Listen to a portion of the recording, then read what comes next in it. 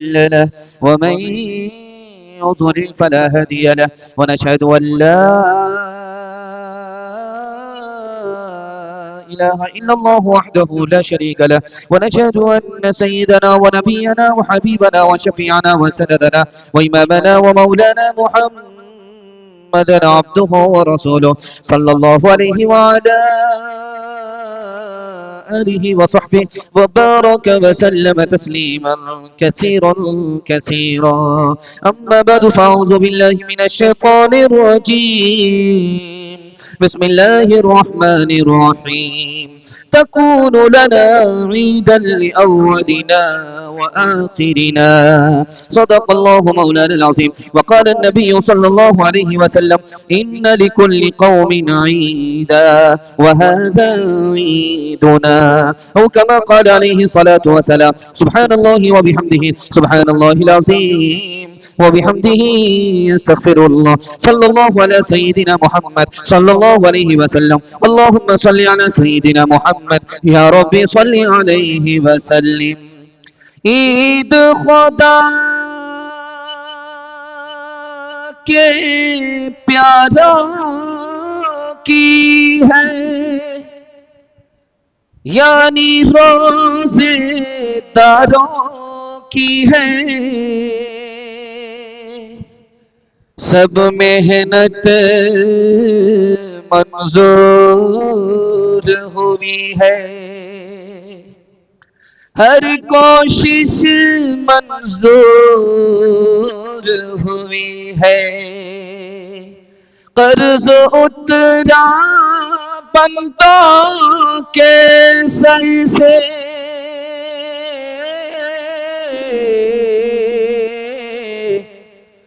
داد ملی اللہ کے گھر سے. لے کے سب رحمتیں، لے کے سب برکتیں، ماہ رمضان گیا الوداع الوداع الوداع الوداع. ہم گنہگار ہیں، ہم خطا کار ہیں، ہم کو منظور ہیں، ہم سزاوار ہیں. ہم کو منظور ہیں، ہم سزاوار ہیں. ہم کو منظور ہے، ہم سزاوار ہیں. ہم کو منظور ہے، ہم سزاوار ہیں. تیری تعظیم ہم سے نہیں ہو سکی، اور تو چل دیا الوداع الوداع الوداع الوداع. ماہ رمضان گیا الوداع الوداع. جیسے رکھنے تھے روزے نہیں رکھ سکے، ہم عبادت کی لذت نہیں چکھ سکے. ہم عبادت کی لذت نہیں چکھ سکے. ہم عبادت کی لذت نہیں چکھ سکے. ہم عبادت کی لذت نہیں چکھ سکے. موقع اللہ نے جو دیا تھا ہمیں، ہم نے وہ کھو دیا الوداع الوداع الوداع الوداع. ماہ رمضان گیا الوداع الوداع. کتنے لوگوں نے قرآن پورا پڑھا، سچا مومن تو جنت کی سیڑھی چڑھا.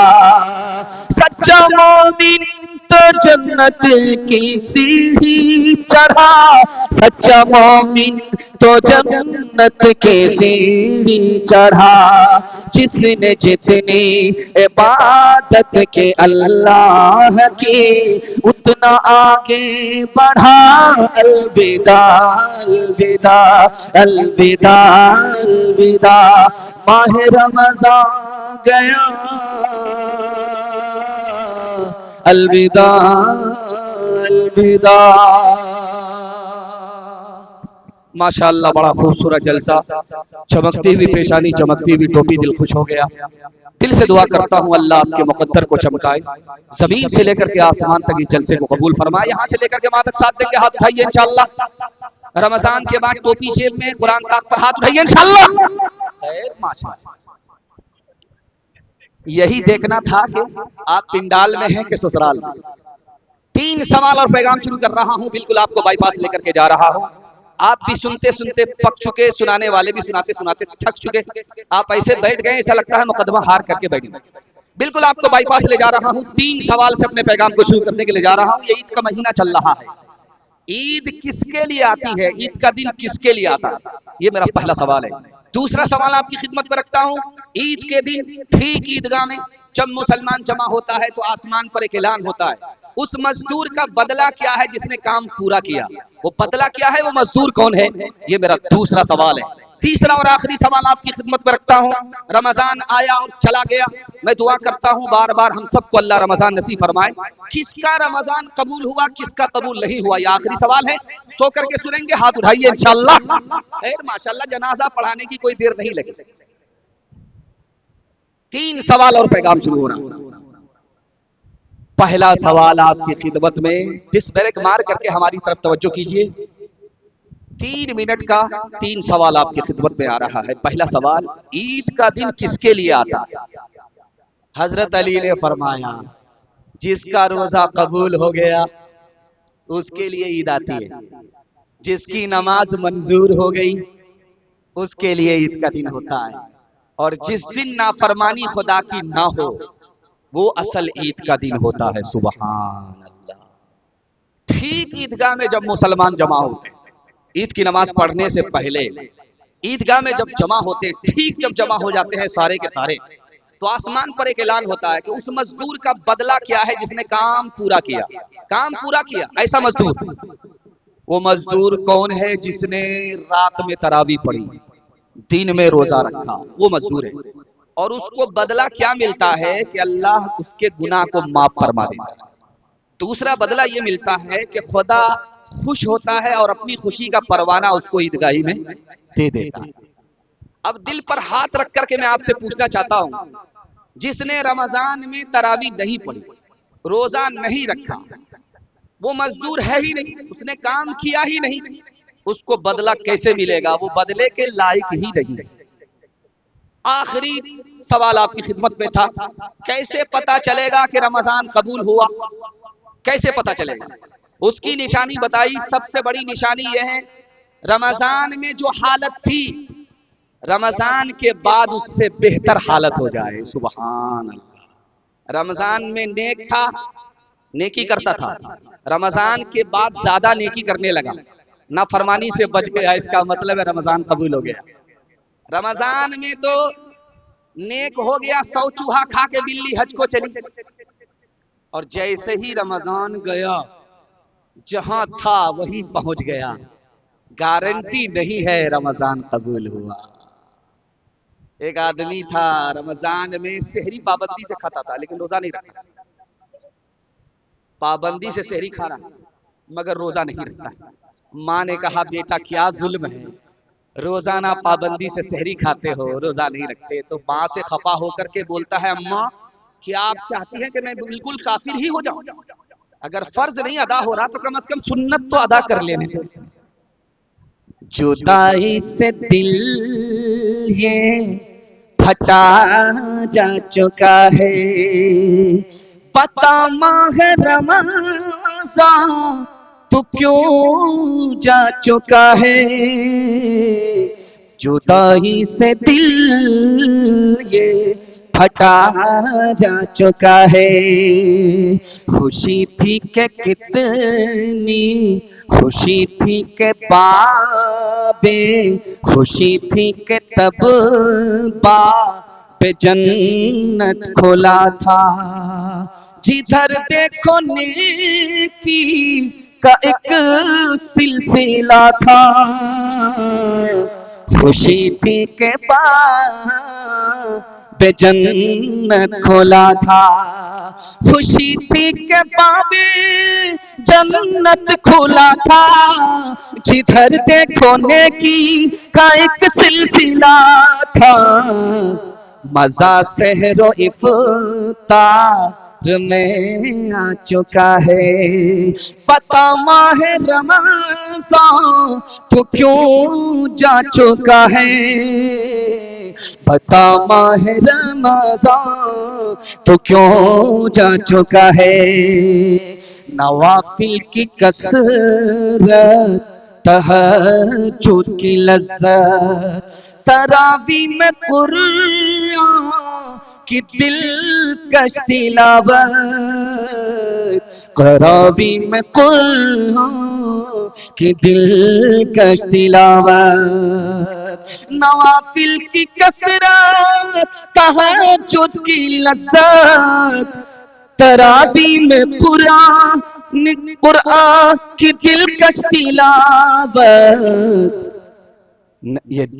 یہ دل جانے کتنا سکون پا چکا ہے، پتہ ماہ رمضان تو کیوں جا چکا ہے، پتہ ماہ رمضان تو کیوں جا چکا ہے۔ ماشاءاللہ آپ لوگوں کی پیشانی چمکتی ہوئی دل خوش ہو گیا کہ آپ لوگ حوصلے سے سن بھی رہے ہیں اور سمجھ بھی رہے ہیں۔ 3 منٹ کا پیغام سیرت کے حوالے سے آپ کی خدمت میں رکھتا ہوں، یہاں سے لے کر کے وہاں تک سننے کے لیے تیار ہیں؟ جوش کے ساتھ ہاتھ اٹھائیے انشاءاللہ۔ بہت سارے لوگ گھبرا گئے، ہاتھ نہیں اٹھا رہے۔ 7 خون معاف ہے، دایاں بایاں ہوتا رہے، اصل میں دیکھنا ہے کہ آپ لوگ ہیں تو کہاں۔ بڑا خوبصورت پیغام۔ یہ بغل میں اڑیسہ کے بغل میں ایک اسٹیٹ ہے، اس کا نام ہے جھارکھنڈ۔ جھارکھنڈ کی جو راجدھانی ہے اس کا نام ہے رانچی۔ رانچی میں پاگل خانہ ہے، 2 پاگل کرسی لگا کر کے بیٹھے ہوئے تھے پاگل خانے۔ ایک مولانا جب پہنچے تو ایک پاگل مولانا سے کہہ رہا ہے، مولانا میں پاگل نہیں، یہ لوگ زبردستی کھینچ کر کے ہم لوگ کو پاگل خانے میں لے آئے، میں تو صرف اتنی بات کہتا تھا کہ میں اللہ کا رسول ہوں۔ مولانا کو سمجھ میں آ گیا کہ یہ پورا پاگل ہے۔